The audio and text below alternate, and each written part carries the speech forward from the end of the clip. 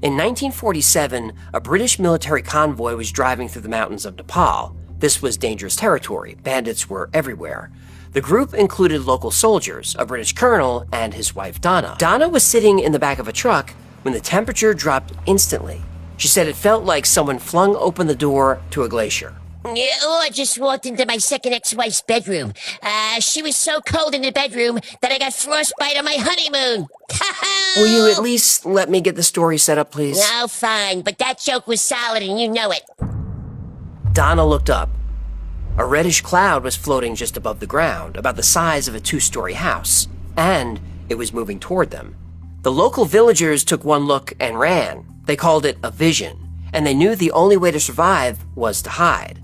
The colonel ran toward the cloud to investigate. He got about 20 feet before he collapsed. It looked like he hit an invisible wall. Then the red cloud got brighter. It circled the truck where Donna was sitting. She felt electricity in the air. Her skin tingled. Her hair stood up. A low-voltage current ran through her body. Then the world went silent. No wind, no birds, no engine noise. Donna saw one final image. Soldiers frozen mid-stride. Her husband motionless on the ground. Then everything went dark. When she opened her eyes, the cloud was gone, and hours had passed. For Donna, it had just been seconds.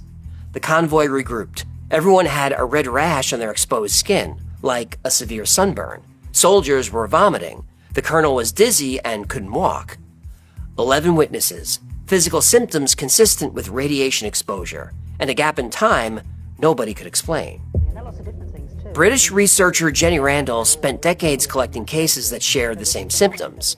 First, the silence. All natural sound stops. No crickets, no traffic, just dead air. Then the tingling, like static electricity before a lightning strike. Then the mist. Sometimes red, sometimes green or white, but it always glows. Then time breaks. Hours vanish. People find themselves in places they can't explain, sometimes hundreds of miles away. And after, the physical toll. Nausea, rashes, headaches, disorientation. Medical exams documented burns and rashes that appeared during these episodes. Electronics die, car engines stall, radios only play static, watches stop or leap forward, cell phones lose signal. And then there's the isolation. Even people surrounded by crowds report feeling utterly alone. The rest of humanity fades away, like they've stepped into a pocket universe. Randalls calls this the Oz factor. Like Dorothy ripped out of Kansas, suddenly you're somewhere else, a different place, and a different time.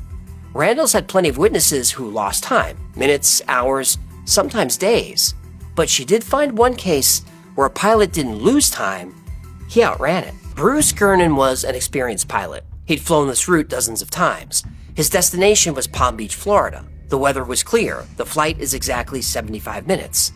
Halfway to Florida, Gernon saw a cloud formation ahead. A lenticular cloud. Testicular cloud? They make a cream for that. Lenticular cloud. That's the one that looks kind of like a flying saucer. That makes more sense. But this cloud was massive, and it was growing. Gernon tried to climb over it. The cloud rose with him. He banked to go around it. It expanded to block his path. The cloud wrapped around the plane, a swirling tunnel of gray mist with bright flashes of light. His compass started spinning. His navigational instruments failed. The artificial horizon began to roll. Gernon looked ahead, a small patch of blue sky at the end of the tunnel, his only way out. He pushed the throttle forward. The tunnel started to close. The 10-mile gap shrank to 1 mile, then a half mile, then smaller and smaller. The wings scraped the edges of the cloud. He shot through the gap just as it collapsed behind him. He expected to see the ocean, but he didn't. Just gray haze. No horizon, no sea, no sky, just gray in every direction. His instruments were dead. He grabbed the radio and called Miami Air Traffic Control. They couldn't find him on radar. No aircraft appeared anywhere between Miami, Bimini, and Andros. He was a ghost. Then the radio crackled. Miami picked him up. The controller said, "I have a target directly over Miami Beach." But that was impossible. Miami Beach was 250 miles from where he entered the cloud.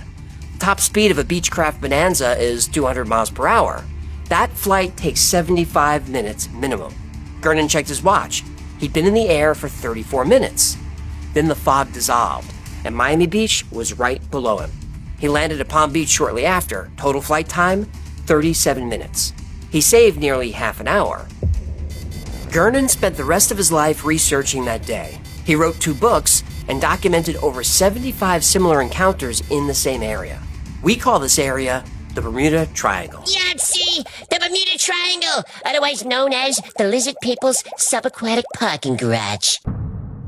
Pilots and sailors have reported the same luminous fog for decades, the same instrument failures. Some traveled impossible distances in impossible times, some went into the storm and never came out. Bruce Gernon entered the storm and moved faster than physics allows. The next witness was a Royal Air Force commander. He also survived the storm. But while he was in it, he didn't just move fast, he saw the future.